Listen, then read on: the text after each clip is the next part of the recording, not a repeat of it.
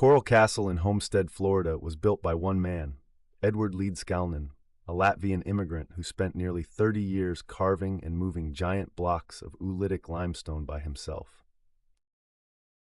That is the mystery that has fascinated people for decades. How could one small, solitary man move stones that weighed several tons without modern equipment, cranes, or a crew?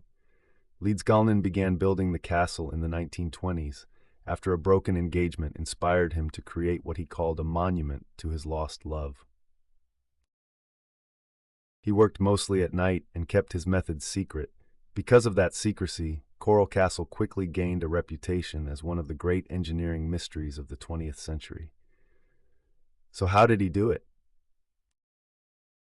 The short answer is that no one knows for sure, because he never fully explained his technique, but most historians and engineers believe he used a combination of simple, practical tools: tripods, block and tackle systems, levers, pulleys, chains, and homemade hoists.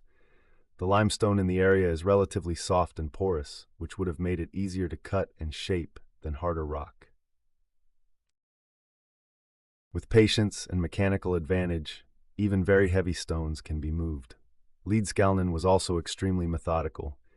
He likely drilled holes into the rock, inserted wooden posts or metal bars, and used leverage to tip and lift the blocks little by little. Once a stone was raised, it could be shifted on rollers, sleds, or carts. In some cases, a tripod crane could have helped him lift the blocks into place. These are all old, proven techniques, not magic. The legend grew because people saw the finished result, not the hours of labor behind it. Coral Castle includes walls, towers, a fountain, a sundial, and even a 9-ton gate that once opened with a gentle push. That gate became one of the most famous features of the site, and for years visitors assumed it was impossible to build or balance by hand. Later repairs showed that with the right pivot point and bearings, it could move more easily than it appeared.